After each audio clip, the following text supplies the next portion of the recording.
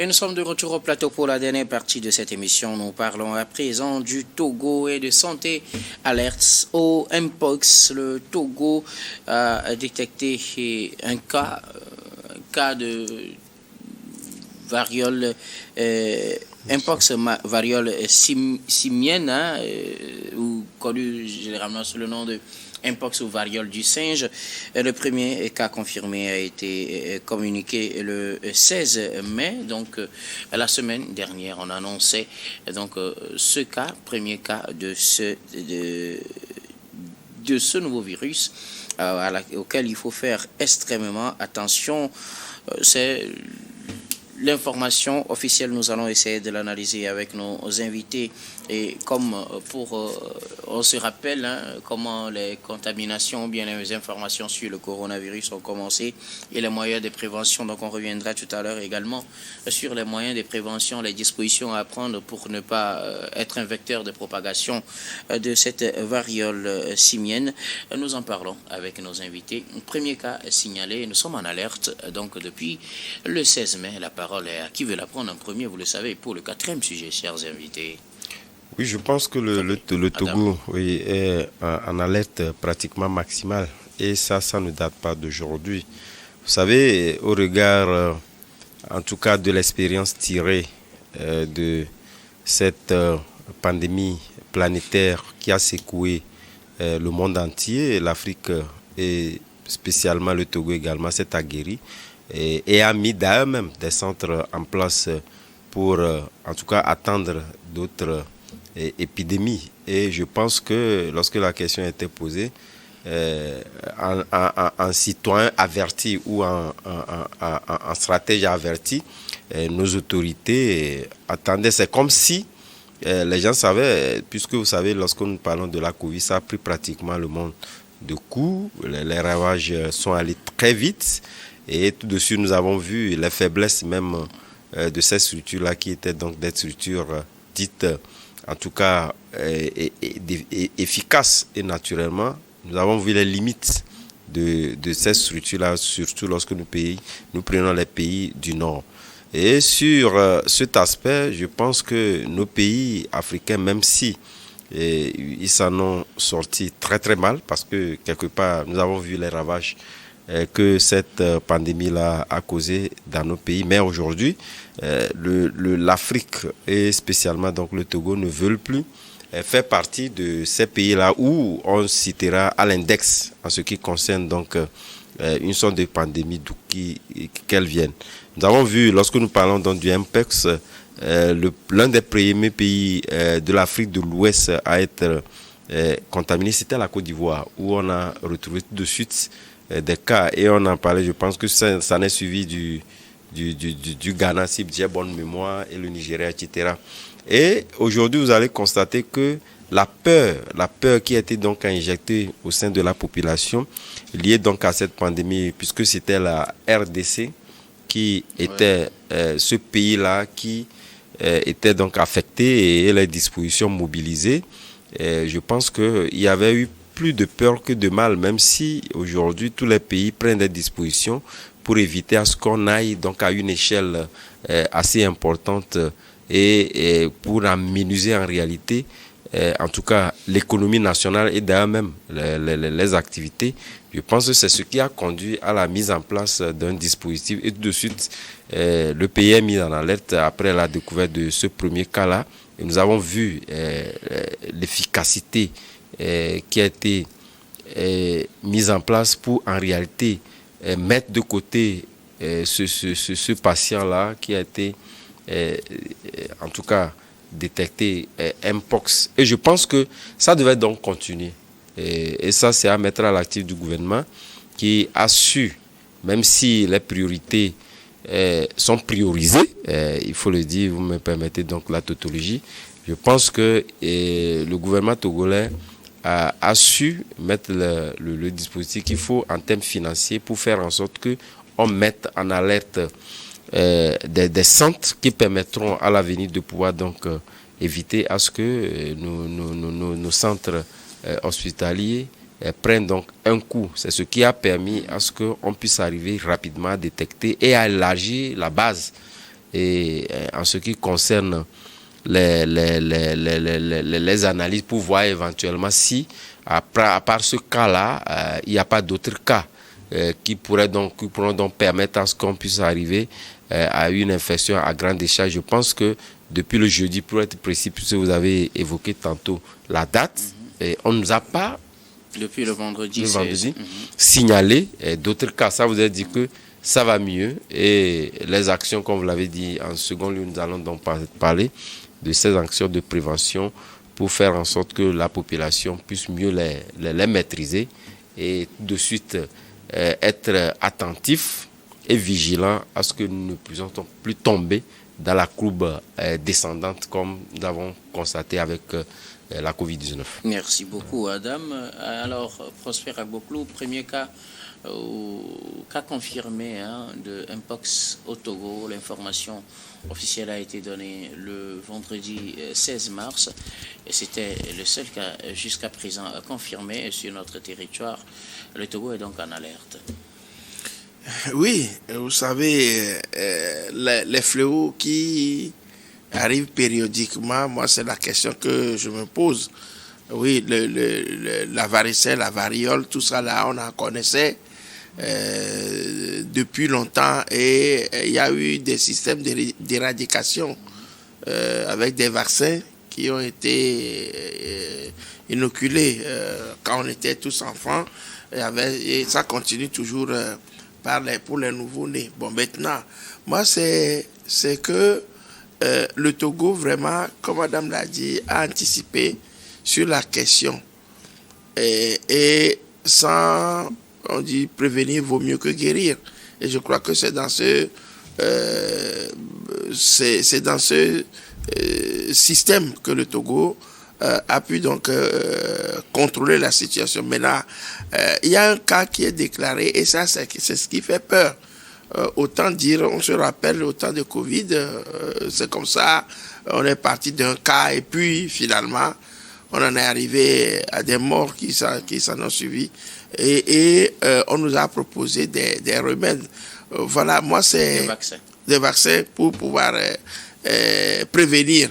Bon, maintenant, j'aurais appris, enfin, entre-temps, que c'était depuis le 24 août que le Togo a commencé par prendre les mesures qui s'imposent et qui a eu un financement, bon, je ne sais pas si c'est bien vérifié, de 11 milliards pour pouvoir mettre en place le dispositif qui puisse donc l'éradiquer. Je ne sais pas si ces dispositifs ont été prises et si aujourd'hui il y a un cas, c'est qu'il faut éviter la propagation de ce cas-là. Et s'il faut l'éviter, il faut une forme de, comment on appelle, d'information, de communication. Moi, c'est ce que je déplore toujours quand les cas viennent comme ça. Il faut qu'on organise. Il y a des milliards qui sont arrivés pour ça, c'est pour dire que je le mets sous réserve.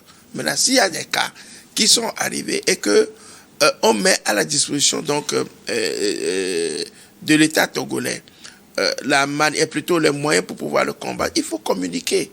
Et quand on dit Mpox, pour d'autres, quelqu'un m'a appelé, je me dis Mpox, c'est quoi? Il lui dit Mpox. Il dit Mpox. Vous voyez à peu près. Ça veut dire qu'il n'y a pas assez de communication. Il faut qu'il y ait des communications organisées. Ce n'est pas des communications, excusez-moi, le terme à volo, c'est-à-dire que c'est vous qui avez trouvé l'info, vous êtes en train de... Il faut qu'on fasse des communications organisées. Ces communications-là doivent se faire dans toutes les langues que parle le pays. Parce qu'il y a des gens qui ne sont pas disposés à comprendre la langue de Molière que nous parlons. Et des gens qui sont arrivés nouvellement, qui n'ont pas la capacité de comprendre nos langues pour l'instant. Quand vous circulez, parce que c'est la contagion. La contagion, on a peur de ça. Donc, c'est des maladies qui sont des maladies éruptives qui sont contagieuses. Et vous voyez que dans notre pays, il y a assez d'étrangers qui sont là, qui sont des commerçants, qui se promènent. Vous allez les voir avec leur outil en main, les marchandises qui traînent. Donc, tout cela, par exemple, qui parlent Haoussa, qui parlent telle langue, on doit organiser l'info pour qu'on y arrive, pour qu'on informe la majorité, puisque lorsque la masse est comment on appelle, est informée, comment on appelle, les conditions dans lesquelles les gens doivent vivre, les mesures, les mesures barrières doivent être, parce que comme pour le Covid, il était dit qu'on doit laver les mains. On va justement venir tout à l'heure à ce deuxième Donc aspect, je pense que à adopter. Oui, je pense que pour moi, ça manque de communication. Merci beaucoup, Prosper Aboclou. Alors, Adam, que faut-il faire si on soupçonne quelqu'un ou bien si on prend des comportements à risque? Et quels sont les comportements à risque? Et que faut-il faire pour éviter cette propagation? Non, d'abord, comme j'ai commencé déjà par le fleurer, c'est d'abord d'être très vigilant. Et justement, vous savez, ce qui est montré, ce sont des boutons. Il y a également la fièvre également qui s'élève. Et donc, d'alerter le numéro vert mis en place. Et je pense que de suite, tout comme ça a été le cas lors de la Covid-19, je pense que les équipes sont mises en place pour diriger vers le patient. Tout de suite, on parle également à part d'appeler au secours les centres hospitaliers les plus proches, il faudrait quand même éviter la manipulation du patient qu'on soupçonne en réalité donc du Mpox. Et je pense que c'est cet aspect-là qui est très important, notamment à part les hygiènes qui n'ont pas changé. Si tel est qu'on continue de ne pas les appliquer, les stratégies d'hygiène qui ont été mises en place lors de la Covid-19, je pense qu'on peut plus ou moins se prémunir de cette maladie qui, on le dit, tend à être beaucoup plus dangereux que la Covid-19 nous a-t-on dit. Même si à l'échelle de contamination, nous constatons que ce n'est pas réellement donc le cas. Nous avons vu le degré, l'accélération de la contamination à la Covid-19. Aujourd'hui, ce n'est pas le cas. Donc, je pense que ces mesures-là sont toujours de rigueur et justement, la vigilance est de mise pour faire en sorte que les centres dédiés puissent être donc mis en alerte et éviter surtout la manipulation des patients qu'on soupçonne. Merci beaucoup à vous, Adam Adjrono. Alors, Prosper Aboclou, on risque de retourner à l'utilisation des masques. Quelles mesures faut-il prendre pour éviter la propagation du Mpox? Non, vous savez, on connaît déjà ces mesures parce que c'est la contamination, donc le lavage des mains. On le connaissait déjà, la protection. Les habitudes, est-ce que ces habitudes ne sont pas déjà en train de partir avant qu'on annonce une nouvelle maladie? Voilà, c'est même le mal. C'est ça, parce que moi je pense que c'est pourquoi j'ai dit il faut communiquer. Vous savez, les enfants sont les plus vulnérables dans ces situations-là.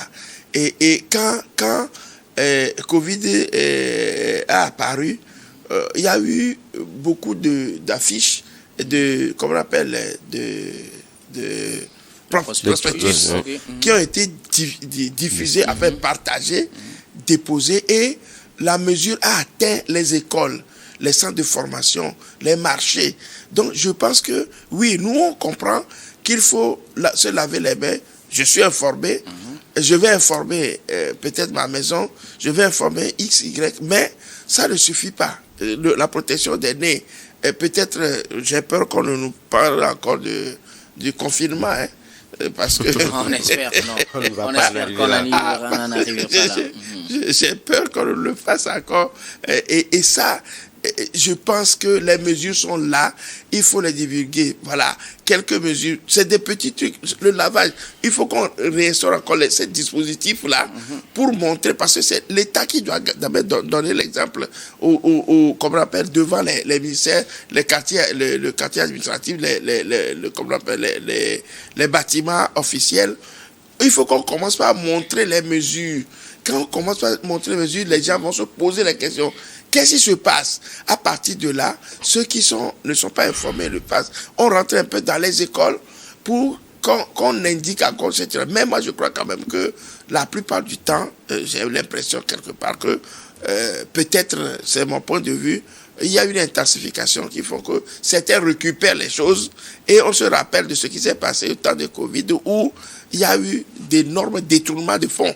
Parce que là, des gens vont encore caser. Je dis, moi, dans mes recherches, j'ai appris qu'il y aurait eu de l'argent qui a été envoyé par l'UNICEF, qu'on appelle la FAO et l'OMS. Bon, et vous savez comment on taxe ces organismes-là d'une manière ou d'une autre. Donc pour moi, la fiabilité doit venir de là, du gouvernement togolais, qui doit vraiment implémenter ce rythme-là à la population, que les gens soient informés, savoir qu'au moins, on a eu ces habitudes, vous venez de dire que ça commence à nous quitter. Oui, moi, ça fait longtemps que je n'ai plus caché le nez avant d'aller. C'est vrai que je vois des gens qui commencent à... On a recommencé par se resserrer les mains, serrer les mains depuis longtemps déjà. Donc, c'est devenu dans nos habitudes. Mais comment il faut faire pour informer les gens?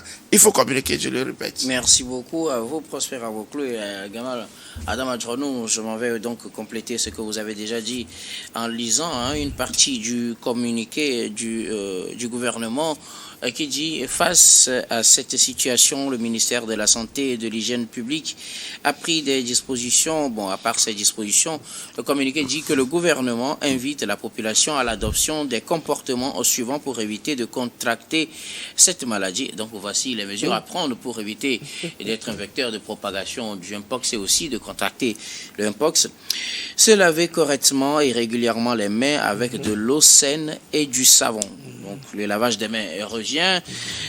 Se protéger le nez et la bouche en cas d'éternuement ou de tchou, c'est-à-dire le port du masque est conseillé, ou se protéger la bouche comme on le faisait. Et donc ça nous rappelle aussi l'autre mesure barrière en temps de Covid. Troisième conseil donné par le gouvernement, il faut éviter tout contact avec le sang et autres liquides biologiques d'une personne suspecte ou confirmée. Et donc, il faut éviter, éviter les contacts avec le sang ou les liquides biologiques de la personne, la salive, la sueur, tout ça là, pour éviter de se transmettre ou bien de contracter le Mpox. Voilà les mesures à prendre, du moins selon ce communiqué du gouvernement. Autre chose à ajouter, Adam? Non, ce qu'il faut ajouter, moi je pense que je l'ai dit tantôt, c'est justement donc la vigilance.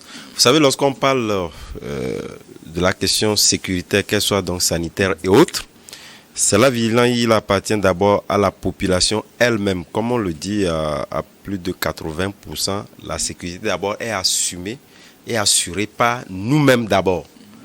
Et je pense que si tel est que nous mettons en application et en idée que en réalité, nous devons donc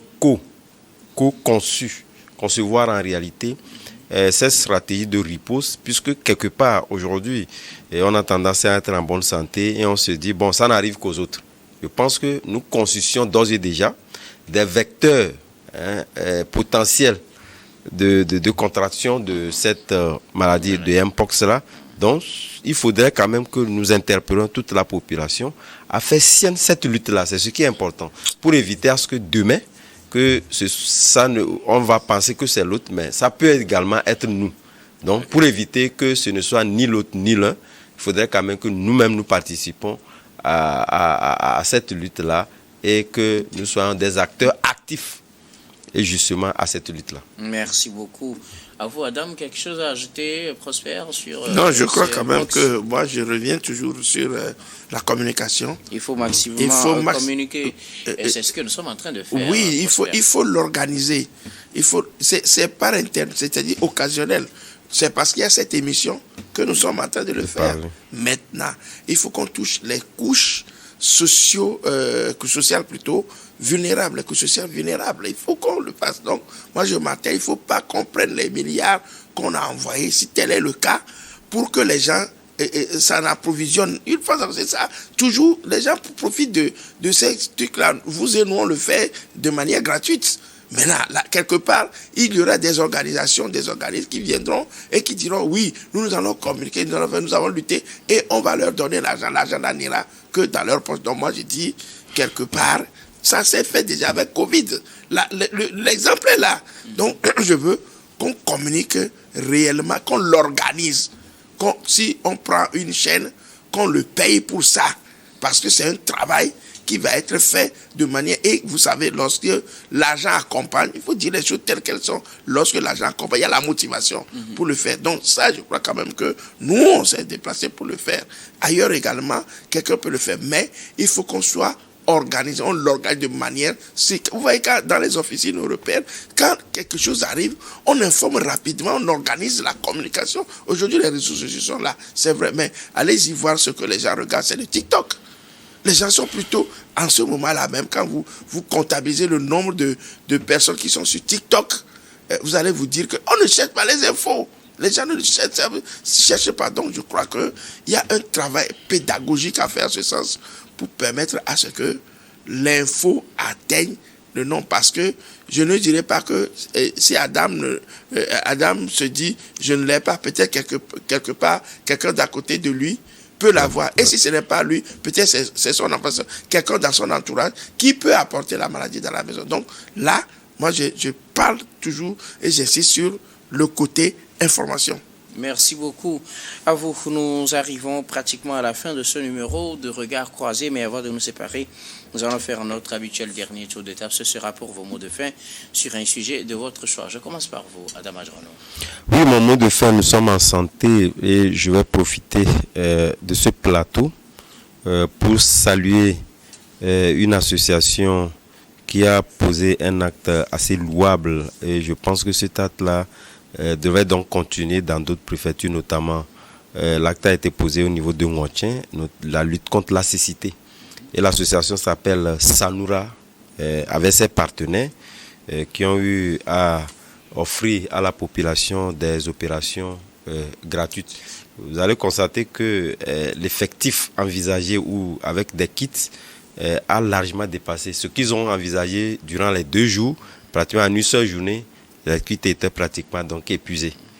Ça voudrait dire quand même qu'il y a le besoin réel et très réel. Et à la suite de ça, je pense que le gouvernement qui a eu quand même à faire des efforts à mettre à leur disposition également des spécialistes, mais également le centre de santé de Ngontien pour une telle opération devait quand même poursuivre. Déjà, ils ont fait déjà le pas. Donc le gouvernement puisse également, en tout cas, s'organiser et à faire en sorte que ceux-là qui n'ont pas eu la chance de pouvoir donc bénéficier de cela, puis donc bénéficier. Je pense que le week-end prochain serait quand même le tour de Thon. Et donc je salue cette association à poursuivre et à appeler d'autres partenaires à lui porter main forte pour la réussite de ces initiatives-là. Merci beaucoup à vous, Adam Adjono. Vous êtes journaliste et analyste politique. Merci d'être passé sur ce plateau. C'est moi, docteur. Prosper Aboukhlou, vos mots de fin. Non, moi je reviens un peu sur l'interpellation que la population fait au président du Conseil des ministres, la mise en place du gouvernement. Et cette mise en place, beaucoup souhaitent quand même que de voir du neuf. Et ça, nous sommes des Togolais ensemble, on n'a rien contre qui que ce soit. Notre soutien va dans ce sens, mais que vraiment les souffrances que nous endurons puissent être vraiment, pas éradiquées, mais soulagées. Et ça passe par le renouveau de la Ve République. Et moi, j'interpelle le président du Conseil qu'il fasse vraiment un effort dans ce sens-là pour nous proposer un gouvernement qui puisse vraiment être un gouvernement de technocrates, qui puisse s'attaquer à nos problèmes directement et nous permettre vraiment de comprendre qu'on a changé de régime et pour aller à un autre. Le panier de la ménagère change. On a déjà vu l'augmentation du prix de l'électricité. Ça fait peur. Donc moi, je voudrais que c'est lui seul qui détient cette clé-là. Et cette clé-là qu'il détient, ce pouvoir-là qu'il détient, peut nous permettre d'espérer et on espère encore. Donc on attend ce gouvernement-là avec impatience. Merci beaucoup à vous, Prosper Aboukhlou. Vous êtes journaliste et analyste politique. Merci d'être passé sur ce plateau. Non, c'est moi plutôt qui est vraiment, je dirais, égayé par les sujets proposés. et nous en avons parlé, comme on appelle, débattu avec passion et surtout avec une certaine sagesse et permettre à ce que les problèmes de l'Afrique soient réglés et particulièrement les problèmes du Togo également. Merci beaucoup. Prosper Agboklo, nous disons également merci à toutes les équipes techniques et rédactionnelles qui nous ont aidés à préparer et à présenter cette émission.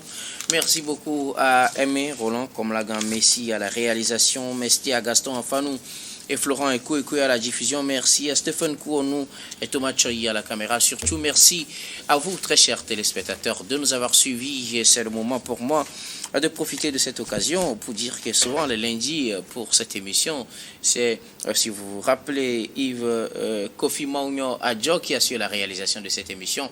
Yves Kofi Maougnon Adjo à qui nous souhaitons un joyeux anniversaire, puisqu'il est à l'anniversaire aujourd'hui.